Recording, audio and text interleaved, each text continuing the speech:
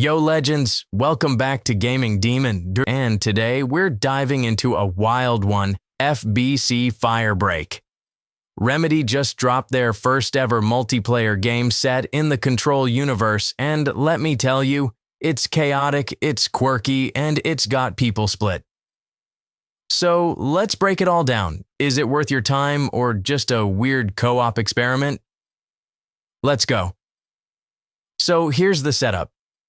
Firebreak is a 3-player co-op FPS where you play as cleaners working for the Federal Bureau of Control. Your job is to fix anomalies, clean up bizarre supernatural messes, and survive the madness of the oldest house. It's set in that same brutalist reality-bending world as Control, but this time it leans into humor and team-based chaos a lot more. You choose from 3 crisis kits: Fix Kit, Jump Kit, or Splash Kit. Each one has its own role. The Fix Kit uses a giant wrench and can heal teammates. Jump Kit zaps electronics and shocks enemies, or Splash Kit literally hoses down fire and goo. Yeah, it's weird in the best way. Gameplay has you sprinting through office corridors trying to complete random objectives like cooling overheated fans, rebooting power stations, mopping up deadly sticky notes, and purging rooms filled with radiation. And of course, while you're doing all that, waves of enemies spawn in and make things wild. When it works, it's genuinely fun. But early on, the combat feels soft. The wrench barely does damage. The shock tools feel like Nerf guns, and it takes a while before things start to feel powerful. You really need to unlock upgrades to enjoy the full flow. Now onto the missions. There are 5 core types at launch with different maps and modifiers. You'll rotate through jobs like Hot Fix, Ground Control, and Paper Chase. The settings are classic Control weirdness, flickering lights, floating furniture, trippy environmental effects. And visually, it looks great. But here's the issue. The structure gets repetitive fast. You're basically doing the same types of objectives with only minor changes. It starts to feel more like chores than an exciting mission. Progression is another pain point. You earn points after each run to unlock new perks, cosmetic items, and upgrades.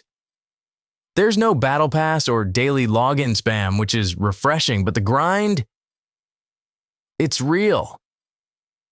You don't earn much permission and everything's pretty expensive. It starts to feel like you're playing just to unlock the fun parts of the game, which shouldn't be the case. Now, let's talk combat. When things go off the rails, explosions, status effects, big boss fights, Firebreak gets intense. You'll run into possessed office equipment, exploding piggy banks, and mini-bosses that turn entire rooms upside down. And yes, you can literally spray your friends with water to keep them from melting. It's chaotic in a good way. But when you're playing solo or your team's under-leveled, it slows way down. The AI doesn't do much, the tools feel weak, and the tension kind of fizzles out. Plus, the matchmaking has some problems. If the host leaves mid-mission, it kicks everyone. If the game crashes, you lose your progress. That part definitely needs work. Where Firebreak shines, though, is its tone and personality. It's hilarious, dry, and totally leans into the absurd. The cleaners crack jokes about bureaucracy while battling reality-warping entities. There's even a mission where you get suffocated by sticky notes. You can heal by standing in the shower. The whole thing feels like a parody of office culture mashed into a supernatural survival game, and that's peak Remedy. Alright, let's talk about what it's actually like playing this game with the squad, because honestly, that's where Firebreak shines the most. When you and two friends each pick different kits and start syncing up, like one fixing electronics, another putting out fires, and the third healing, the chaos becomes fun chaos. There's this rhythm to it once you get past the early jank. One of us was literally screaming while trying to carry a radioactive core while the floor turned into lava. It's moments like that where the game suddenly clicks. But here's the thing, this game relies on communication. Playing with randoms? Meh. Half the time someone's AFK or using the wrong tool on the wrong hazard. It's not built for lone wolves. That's kind of the charm, but also the curse. Now, here's something I've got to be real about. Even though this game isn't monetized aggressively right now, it feels like it's built for future live service stuff. You've got a cosmetic system, slow XP, grinding for resources, and even crafting blueprints. It's not a problem yet, but you can feel the bones of a battle pass just waiting to drop. If they go that route, it'll be interesting to see if players stick around or bounce. And if there's one thing I've learned from games like this, it's that early content variety matters. Right now, Firebreak is fun for a few hours, maybe a weekend, but without regular updates or story expansions, it might not keep players engaged long term. Let's compare real quick. If you've played games like Deep Rock Galactic, Lethal Company, or even Left 4 Dead, Firebreak borrows a bit from each. The mission-based structure, environmental hazards, light objectives, and team roles feel familiar, but it doesn't have the same punch or replay hook yet. The difference? Those games give you more freedom or more variety up front. Firebreak?